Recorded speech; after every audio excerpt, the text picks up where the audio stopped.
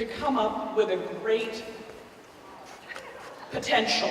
And we're happy to have Dr. Bates here this evening to address, do I need to start again or am I good? Good. To address our concerns. What we're going to ask you to do is, as you have questions, to please come forward, speak directly into the microphone or it doesn't like you, share your name and your question. We're going to ask you to keep your question and or comments to 3 minutes. We do have a sign that we'll be holding up to give you an indication that it's time to bring it around the horn and conclude. We would ask you all to please be respectful of the other people in our session. If you have comments that you want to share with a friend, just walk out in the hall, share them outside so it doesn't disturb the other people that are here. We also hope that everyone can have a tone of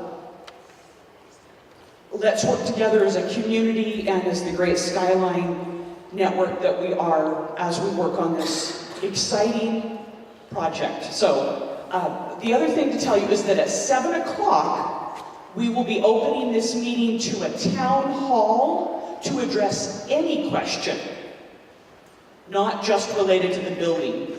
But we would ask that the building questions get asked first during this hour from 6 to 7. I would like to recognize that we've got a couple of members of our school board here. We've got Connie, oh gosh, help me. Anderson. It was either Connie Anderson or Connie Burgess. I know it was, I had a shot. Okay, we've got Carol Stackman Moss, one of our legislators here. I saw Patrice Arendt somewhere there in the back, and Terry Bodden in the back is also our school board president right now. Doug Bingham is somewhere, he's always somewhere. And and pardon me, Mayor Jeff Silvestrini from Mill Creek, we welcome you as well. Again, we are grateful to have such participation and such interest in our community. And so with that, we will invite Dr. Bates to take his spot and welcome the audience to start with their questions. All right, there's this. Now, thanks, Carrie Ann. I'm Martin Bates. I'm the superintendent. When we've had this town hall meeting scheduled for Skyline for a while, and then I got some reports from a couple of meetings that we've had here dealing with or talking about the building, and I thought, you know, let's make that meeting a little bit longer. So let's start at 6 and talk, as Carrie Ann just explained, start at 6. Talk for an hour about the building, and then from 7 to 8 about whatever people want to talk about, which might be even more about the building. I want to tell you, I've heard from quite a few people about those earlier meetings that have been held. And it's very clear to me, from what I've heard, that we didn't communicate real well what expectations, what our hopes were for those meetings. And I've heard quite a bit of frustration from those. And I want to sincerely apologize for that. So I'm sorry for that. Now, in those many conversations that I've had, and emails and telephone and so on, folks have given me lots of suggestions on how to make this meeting go well tonight. And I've written them all down, so I've got all kinds of notes, but I won't stay here very long because I don't hold still very well. But I want to point out we've got some folks from our communications office, actually one folk from our communications office, Stephen. He'll be filming some of the questions and he'll be filming all of the questions and answers, and then we'll do some editing so those can be posted on the website for people to be able to refer to afterwards. We are early. Please understand we're very early in this design process, and what we've really been talking about are concepts, and what we're trying to gather feedback on and have been is concepts. But some decisions that seem to be really important to people have been made, and so I refer you to the little pamphlet that you got at the door, I hope. And if you didn't grab one, so if you look right inside the first page, there will be a comprehensive performing arts center. There will be an 8-lane running track around the, I think you've got 4 now, it'll be 8. 8-lane swimming pool, 6 tennis courts, and the full gamut of athletic facilities. You see there are some pictures, you'll see them here in the slides in just a minute. I've got like a 5-minute setup about how the process, what we've done so far and some other things. But if you look at the back, you'll see this here in the slideshow in just a second. Note this is a draft campus layout. We were talking with folks the other day and they had some parking over somewhere else, and we said, well, that would be awkward. We've heard some feedback that parking would be, and they said, okay, and they grabbed the mouse and they moved it across and dropped it in place. So these are concepts, things are literally in motion, and then you see the project timeline there. So let me flip through these kind of quickly.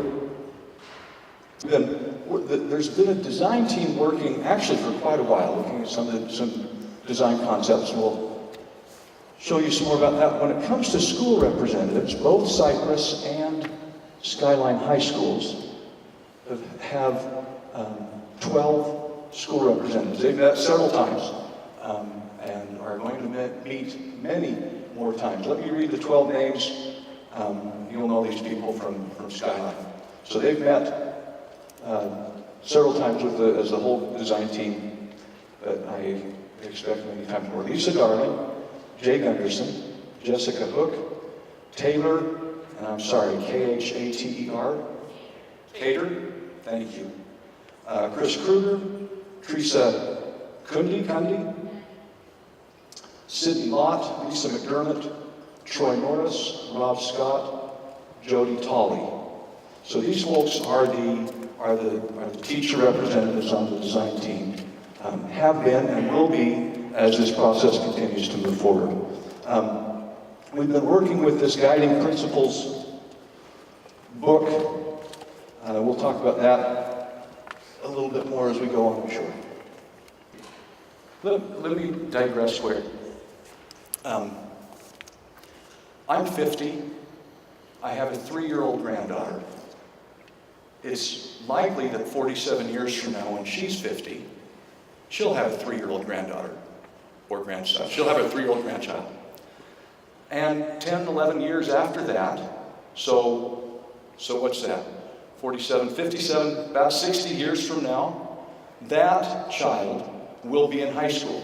Now, if you're keeping track, 60 years is way within the expected lifespan of this school, so if you're similarly situated to me, we're designing this building for today's children, but also for our great-great-grandchildren. Now, when I think back on my great-great-grandfather, who was a teacher in Tooele County, he couldn't have imagined what we have today. I suspect that we don't have to go 2 grades before really how things are done change as well. And so I feel keenly the responsibility that we build a school that meets the needs of our kids and teachers today, but also has the capacity for expansion to serve well our great-great-grandchildren. Okay, use data-driven designs just as we use data-driven teaching and learning strategies. People have asked about research. I've heard some of those questions about research. GSDfuture.org has a tab called Design Frequently Asked Questions, and there's a touch on that. And newly, as of the last couple of days, there's a whole set of links for different research. Some of those are boring, okay, but anyway. But there it is. People have asked, where's the research? You can get to it right there. This is the current, if you look at the picture on the back, perhaps, and compare it to what we currently have, notice one of the challenges we face with this site, you see there running north to south, are those 2 dotted lines. That's a 150-foot wide water easement. We can't build on top of that. So that poses some problems. You may see, now I don't want to get too far out ahead of things, but as you look at the picture on the back and you notice up in that upper right-hand corner, there's a property not owned section. As you look at the picture, you kind of see that's where the stadium appears to be encroaching on that a little bit. That's not a mistake. We're working with the folks who own that property now to see if there's not something we can work out. Because as you know, this campus is a little bit cramped for some things, and that water easement doesn't help. So this is the picture you have on the back of the handout just has the whole stadium moved up a little bit. These are concepts. We were talking, there was the architects had that north parking lot somewhere else. And we said, well, there's some problems with flow if you have it there. And they said, okay. And they grabbed it and they moved it over and dropped it into place. And we said, what do you think about this here? And they said, well, that's okay. So these things are concepts. They're literally in motion. I may have said that before. But as these are just some of the mass models, and these are being moved around back and forth really as we speak. It was Alex, or what's the other guy's name? Tyler. Alex and Tyler were looking at this, and they said, well, what's this? There's only one way in? And yeah, that's kind of like, you know, I don't know if you know, at Granger High School, they moved 3,500 kids in, that one front section. Lots of ways out, but only one way in. We look, and you'll see links to this if you go to that research page. We've been spending a lot of time with the Department of Homeland Security recommendations, and a lot of times with the Department of Defense recommendations in terms of schools. And I think the Department of Defense, they build schools for the children of ambassadors and military personnel all over the world. And so the thinking they do about security is something that we're actually very interested in. But that's one of the things that we've looked at. You see the 6 tennis courts, how they would fit out there. Could fit out there. This is different than the earlier one. You see it moves the stadium up to the northwest a little bit, closer to Virginia. I think I told you earlier, 8-lane pool, 8-lane track, full-size stadium.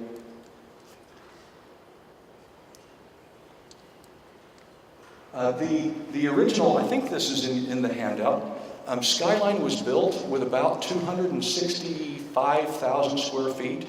There have been some additions to it. You're right around 270,000 square feet. Just by way of comparison, Olympus today, the new Olympus is about 400,000 square feet. I expect that the 270,000 square feet that we currently have will go up by 100 to 150,000 square feet in terms of size before the building's done. This is kind of the concept. Some of you, I don't know that looking at this that you would recognize Wasatch Junior High in here. Well, let's talk about that a little bit more here in just a second. In fact, could you click, Tyler, Alex, could you click this to start it? This video from the newly built Farmington High School in Davis County demonstrates a classroom hub or pod space with the ability for teachers to view the student collaboration space while still providing instruction. You can see a fairly common hallway space with steel doors accessing the classroom hub. As you come into the hub, there are classrooms facing inward to the middle space, which will be filled with small group areas with comfortable seating, access to power, and technology for students to collaborate. In this example, you can see how some classrooms have one floor-to-ceiling glass space, while others are waist-high, depending on the type of instruction that the space will be used for. Okay, this is Wasatch Junior right now. You recognize that perhaps. In fact, Tyler and Alex said, yeah, that's the English Hall. This is Logan High, where they've got a similar concept. You can see the kids in Logan High, they've been there, they've been doing it this way for a number of years.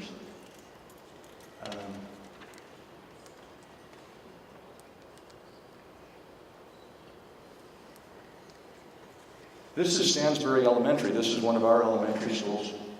And you can see that from the classroom, again, the concepts of it. The lower picture, this is inside the classroom where the teacher has the blinds open and can watch what the small group is doing in the hallway. So she sent a group of however many kids that is, 6, 7, 8 kids, 6, 7 kids. And so they're out, still supervised, but in a separate space where they can do, looks like choral reading.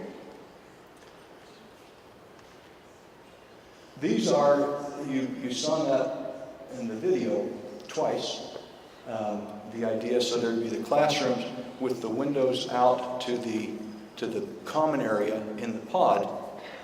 And so those would be filled in with spots where kids could work together. So rather than those concrete benches that we have at Stansbury Elementary, some places with desks where they could get together and work on projects supervised by the teacher, but in a smaller group outside of the classroom. I'm sure this will come up. In fact, I know it will. Some of the conversations that are being done, I'll show you pictures of Westlake Junior High in just a second. I won't talk about, because I know that'll come up here in a minute. So these could be some faculty planning areas. You'll notice there are no kids walking back and forth. There are smaller rooms off to the side where meetings could be held or other things could be done.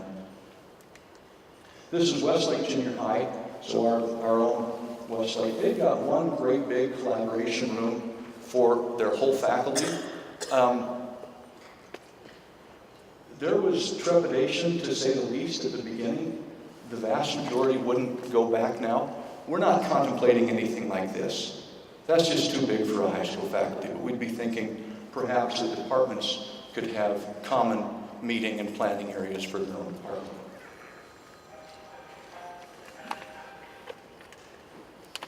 This is kind of let's not show this one. Skip through that one. It's at Westlake, and the principal put it together. And there's kind of loud music, but it's basically just pictures. So there are some of these concerns. I'm sure you're going to want to ask about those. You can. And I'm trying to move forward once more. And this is in the timeline. You have the timeline that's better there on the back of the little handout. So there we go. Gentlemen, you can turn that off now. Keep it around in case somebody wants to look at those pictures again. But folks, I'm grabbing my notepad so I can write down things that you say. Follow your rule. Okay, first of all. So my concern is about not having my own classroom, a place where I'm Jill Thackeray, sorry, English teacher at Skyline.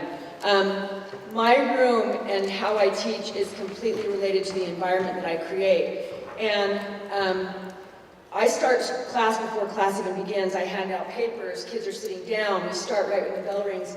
I have a lot of props and things like that. And my concern is if I don't have my own classroom is how can I incorporate those things into my reading, and how do I make the environment that it makes the kids want to come to my class? When I asked this question, I was told, well, that's not going to be a problem, but it hasn't been explained to me how that's not going to be a problem.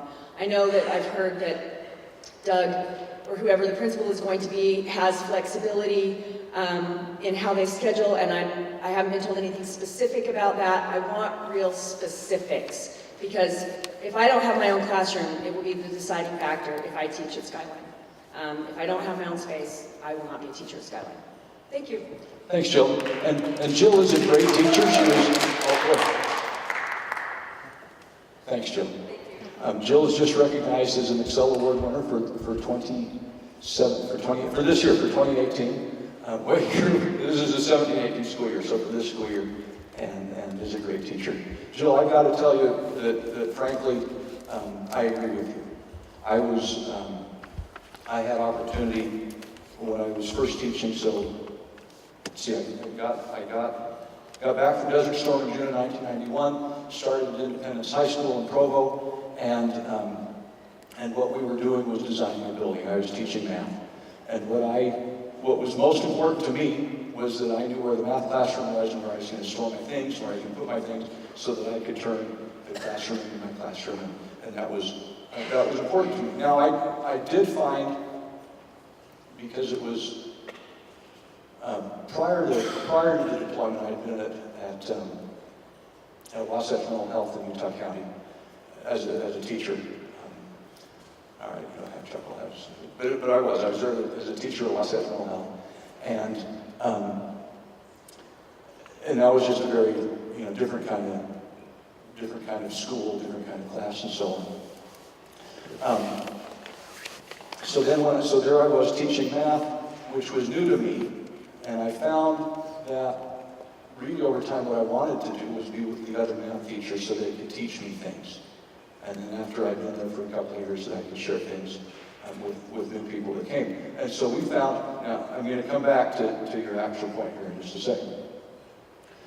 But we have found at Westlake, not just at Westlake, but at really many of our schools, the value of teachers working together, and we call them PLCs, right? Professional Learning Communities. And so some of the thinking here has really been, can we build a building in such a way that teachers would naturally knock elbows, would naturally be together and be able to have these kind of conversations? And as we looked around the country and Logan, by the way, there's a field trip going to Logan Friday, Doug? Doug's taking a whole bunch of folks to Logan Friday to look at Logan High and see how that's operating. Some people have asked questions whether there would be field trips like that. I think as we looked at schools around us and further away, we really found that this is what's being done in lots of places, with a lot of success, to include in our own district. But I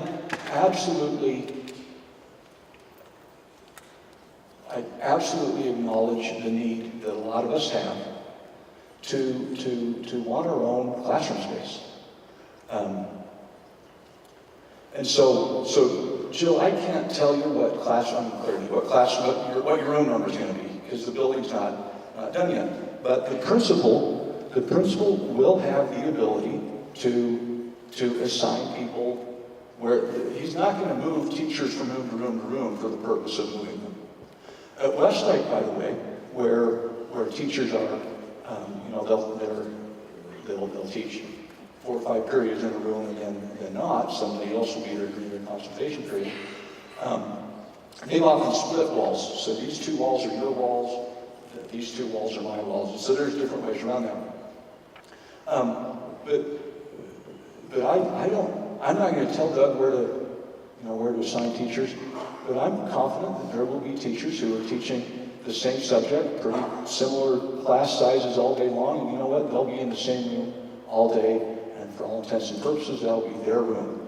Regardless of if teachers are moving between rooms, there can be, and there will be, locking cabinets that they can store all of their materials in, and that they want to store in those rooms, as well as have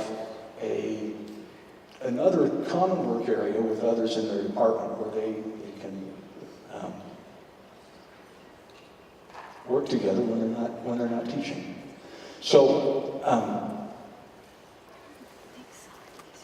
I've not told, and I'm unable to tell any teacher. So I've not said right now, Jill, you're going to have your own classroom. I promise you that. I'm not going to bind Doug's hands that way. But I suspect that if you've got the same kind of schedule that you have, where you're doing the same, I know you don't teach just one class, but if you're teaching, English 10, English 11, and whatever, and pretty much in there, the class sizes are about the same. I can't imagine why Doug wouldn't assign you in one room for all of your teaching. And to the PTSA and to Skyline High School. I'm Jenny Keller, a parent of 2 students at Skyline, and a former educator at the University of Utah, and a general all-around rabble-rouser in the neighborhood. My question is as it relates to all of the glass and all of the visible spaces, and two things, because I think the community is very concerned about that, and as it relates to student safety, and also as it relates to energy and energy use. It's very expensive to heat and cool a building with lots of glass, and I'd like to know what the district is going to do with our money and how they're going to make the building environmentally respectful of our community, solar, wind, anything that can help generate energy for our building, as well as, cost savings.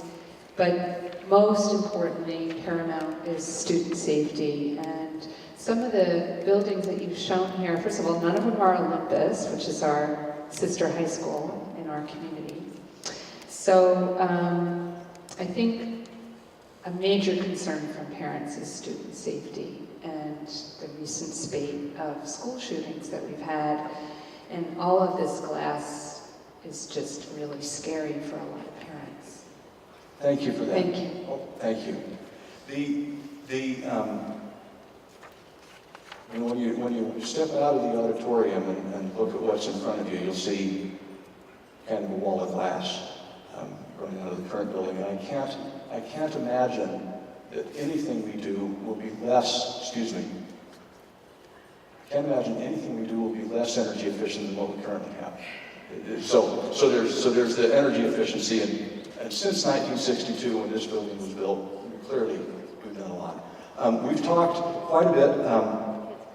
I didn't show you pictures of the schools in Davis County where the whole roof is covered with solar, and there's an economic balance because you can buy credits, right? So we could pay a higher premium to the electric company and say we only want to use green energy, which means they would sell us energy that's been generated by either wind or solar somewhere on the net.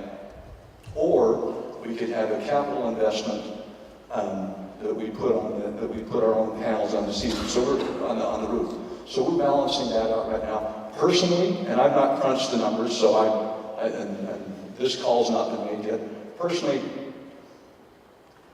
I'm personally inclined to do the capital investment on the front end and generate our own power, and kind of do that fiction of buying power that's been generated in a windmill somewhere else. So let's set that aside. That one's still being talked through. And by all means, express your opinions to. I didn't do this. All over this pamphlet, you see GSD Future, a singular, GSD Future. So the email address is gsdfuture@graniteschools.org. So if you've got questions, comments, concerns, feedback, anything, send them to gsdfuture@graniteschools.org, and we will respond to you. Perhaps not in 12 hours, but you'll be responded to. So I encourage you, that's the way we're looking at the electrical balance right now, so to speak. Solar on the roof or buy credits. Those kind of the choices. Please. It's also really windy here. Really windy here. Mayor, I saw the mayor. Can we put up windmills, or is that going to cause problems with birds? I don't mean to push on, but we can. It's really windy. I'm feeling a suggestion. Okay, so let me talk about safety for a minute. Yeah. Okay. This is really an intriguing conversation, and I'm going to take a couple of minutes on this because it's that important to all of us. And I've been at the last couple of months. I've been at a couple of conferences and talked with safety people. Today I got 3 emails from vendors wanting to sell me a different safety program. This is the recipe for making your school safe. Okay, so the folks I've been talking to, again, the Department of Defense, Homeland Security, we have a chief of police and a police department that largely serves kids, and this is where we've been sending them to conferences because what most of us grew up with is different as of 19 years ago. And here's the problem. Who remembers it happening? Columbine. Who remembers Columbine happening? Okay, those of us who remember Columbine happening were raised in an era where the safety strategy was hunker and hide. And it really grew out of, frankly, people study this, if you can believe that. It really grew out of that Cold War bomb shelter mentality. I don't know, do we have a fallout shelter in Skyline? We have a place where you think it's a fallout shelter, but it's not really. Not really? Okay, but a lot of our schools, right, you can walk around a lot of our schools and you can still see the arrows, fallout shelter this way, right? So the idea was, nobody, just by well, this is kind of silly. Did anybody like ambiguity? I actually okay, there's a couple of us that like ambiguity, but for the most part, people don't really like ambiguity. They like to know what's going to happen. And knowing that, the idea up until Columbine was when there's a dangerous situation happening in or around a school, go into the conceptual bomb shelter, and we will call for the ambiguity experts. And at the time, and those ambiguity experts, they were trained with special weapons, special tactics, the SWAT team.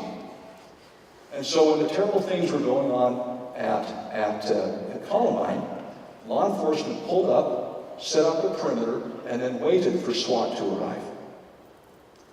And those of us who lived through it, remember that was not learned, that's not a good strategy. And all of the issues since then, well, at that point, law enforcement, Department of Defense, others changed their thinking about the strategy, and that was, so for law enforcement purposes, they're going to enter and engage immediately. Whoever's there first enters and engages. As far as the people inside, inside the building, we now have to develop some comfort with ambiguity because there is no longer a right answer for every situation. When you think of a chessboard has 64 squares, 32 pieces. The pieces all have specific rules, but even under those constrained circumstances, you can't write a book to describe every possible game, right? And even worse, if the opponent doesn't follow the rules as far as the pieces are concerned, right? They're not rule-abiding chess players. They use the pawn every now and then like a rook. That just throws the whole chess game down. The school has many more places, many more squares on it than a chessboard.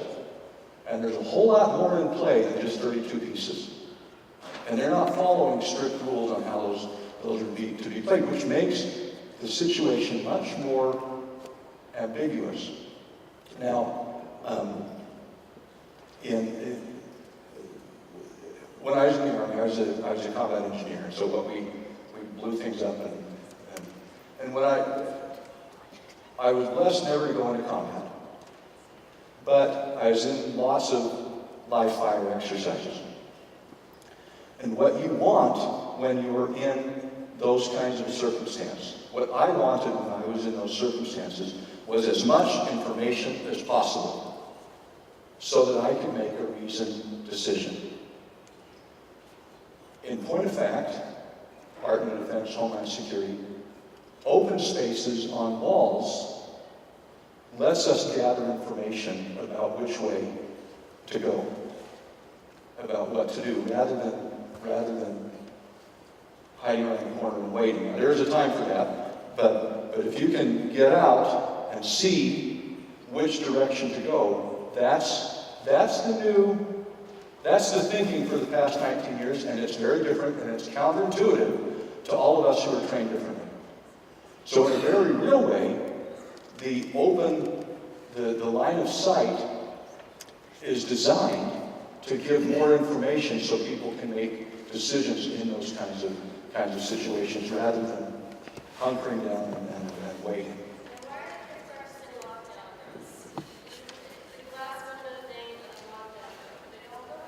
Can you repeat her question? She's asking why we're still doing lockdown drills.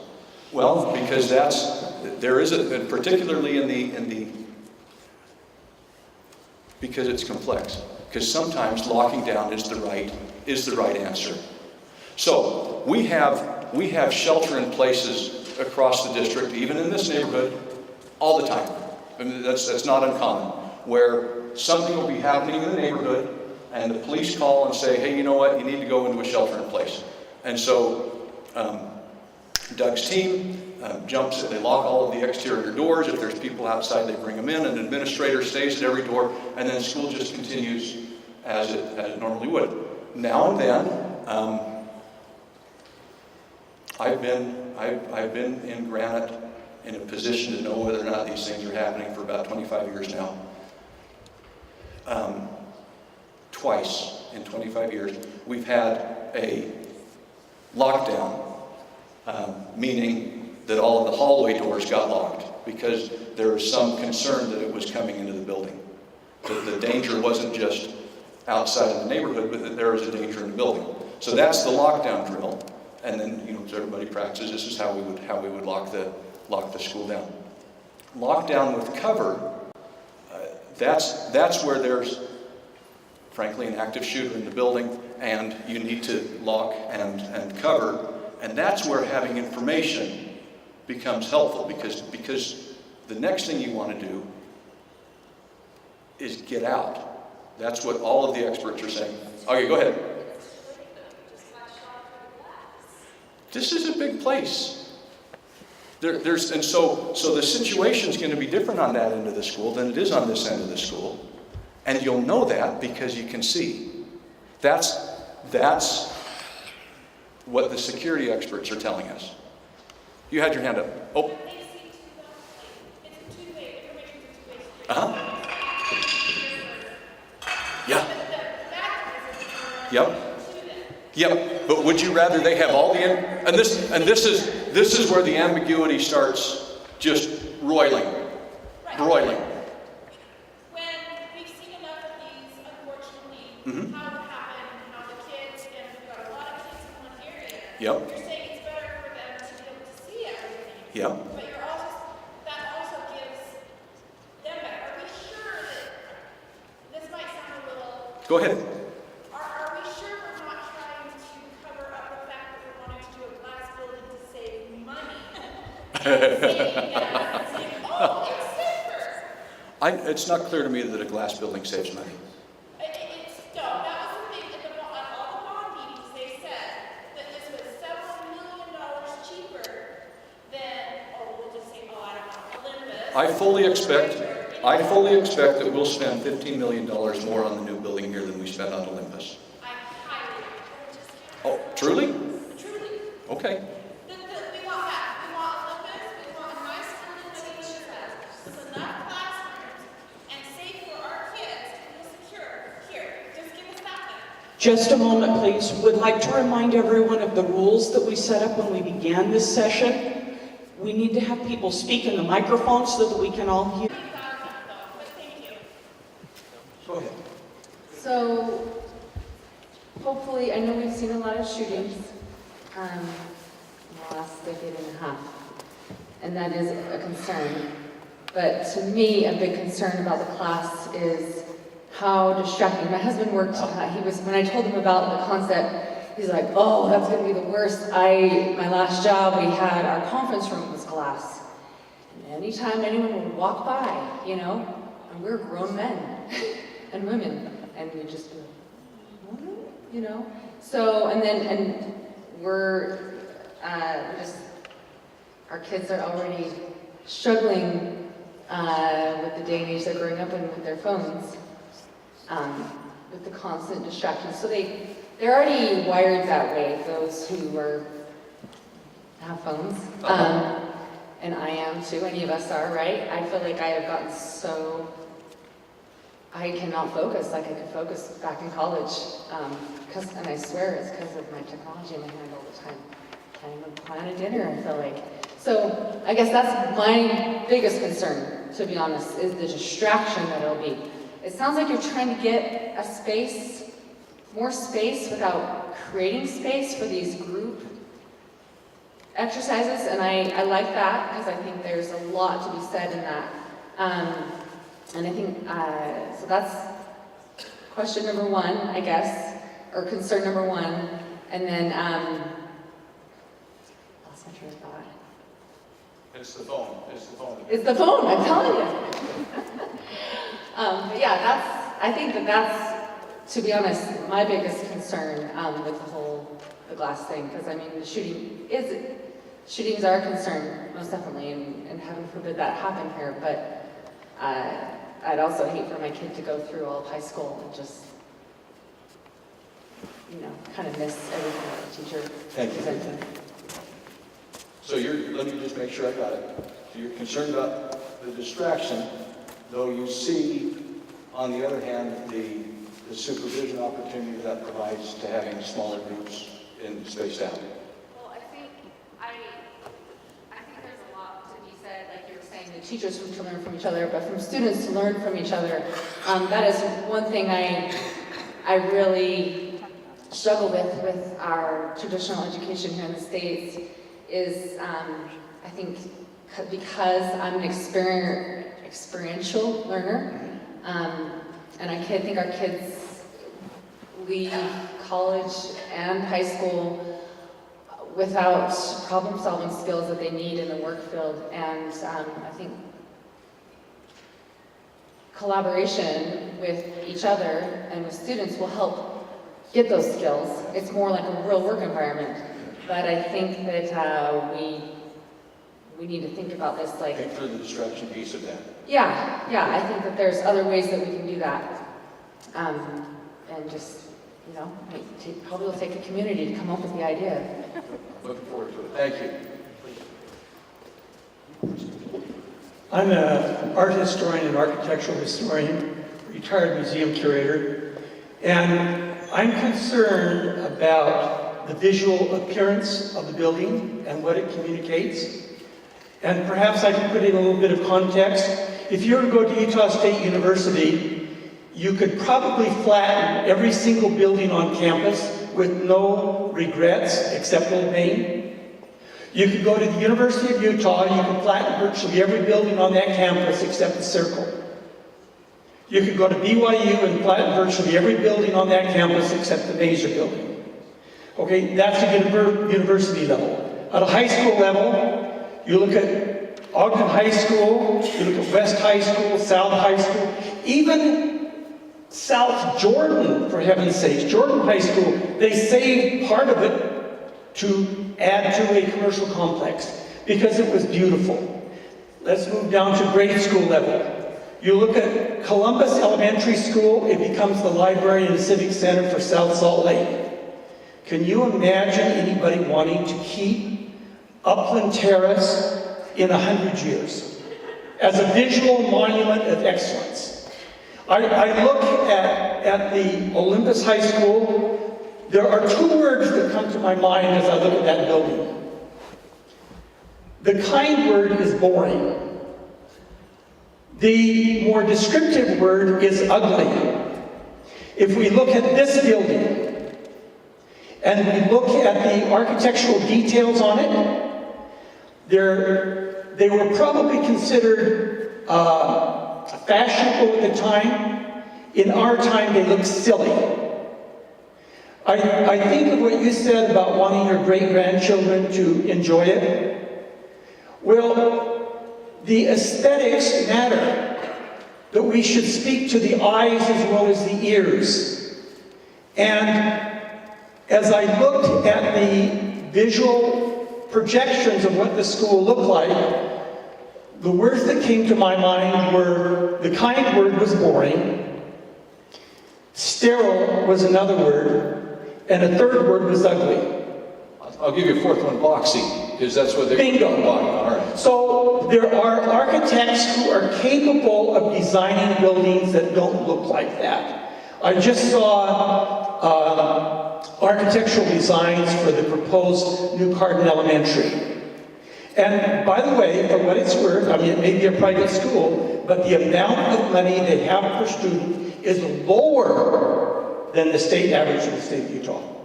It's not a money issue, it's a vision issue. And I think a large, ugly building in our neighborhood does not do it a service. Now, let's move down one final step. Time limit. This is going to be fast. If you look at it in terms of domestic architecture, you look at the houses up in Olympus Cove. Almost every time a house sells up there, you know what they do? They flatten it and build a new house.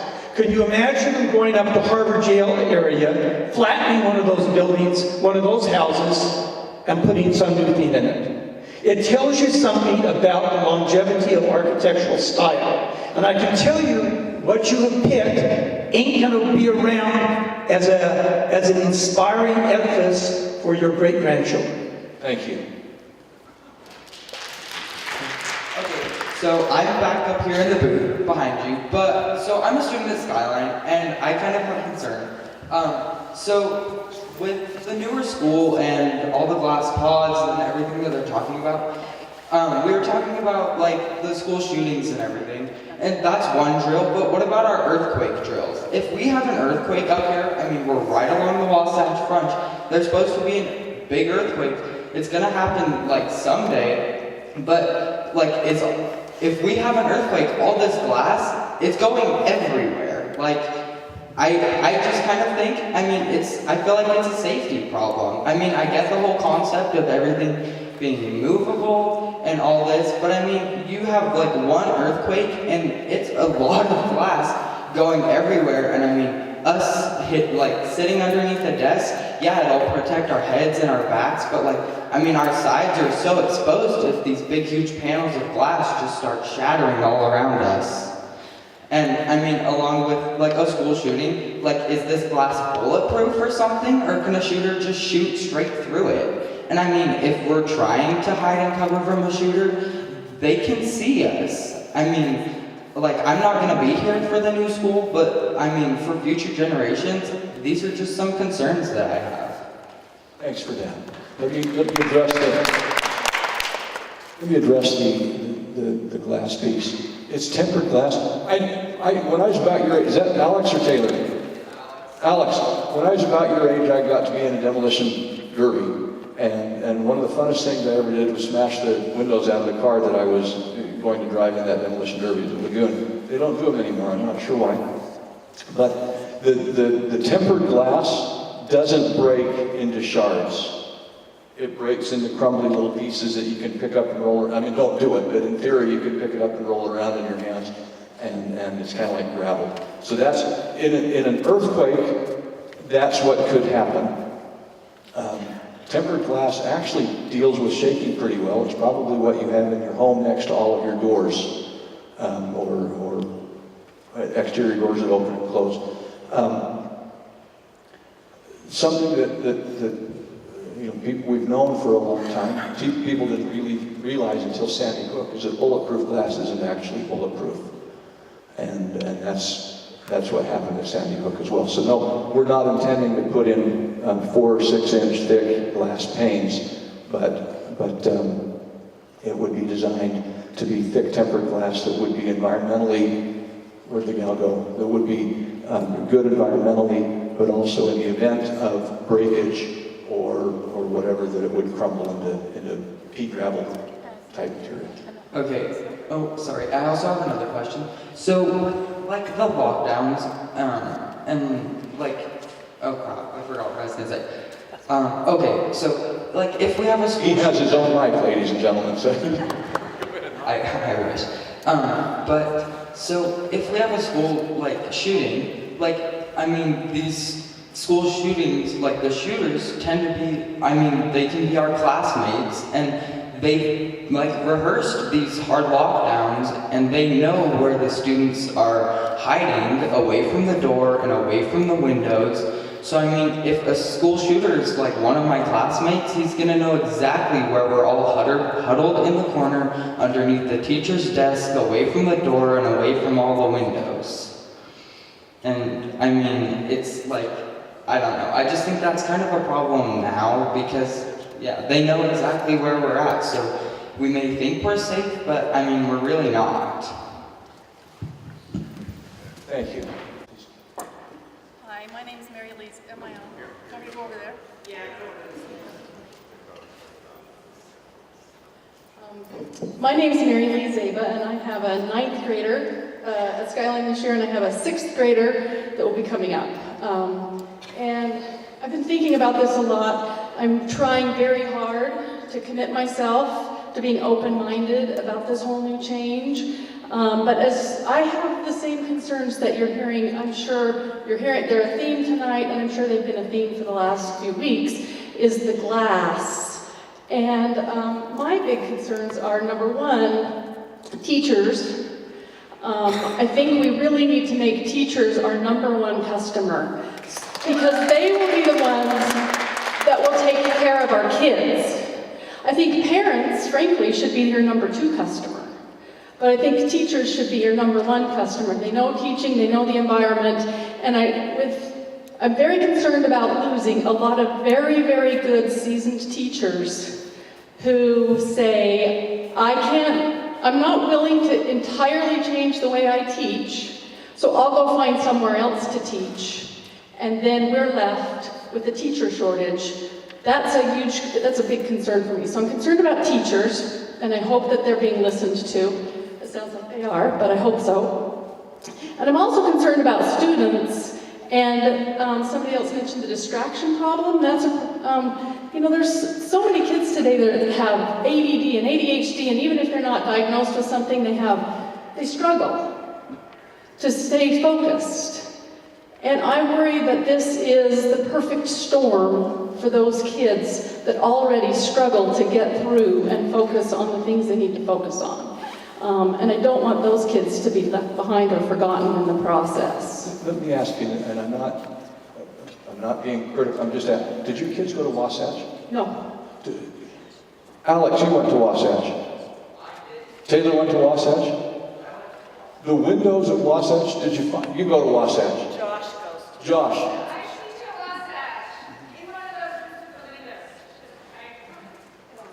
And so how are they? Can you tell us? Well, how are they? Because you've been there for how many years now? Me, 2. You too? That's okay. It is a constant boom, boom. Like somebody walks past. This is my main concern. Is that someone walks. I don't have no exterior windows, Okay. so I keep my interior windows open all the time, all of them. And most of the teachers keep them shut. Okay. And when my students are in the classroom and somebody walks by, it's like boom, boom, boom. They follow the kids.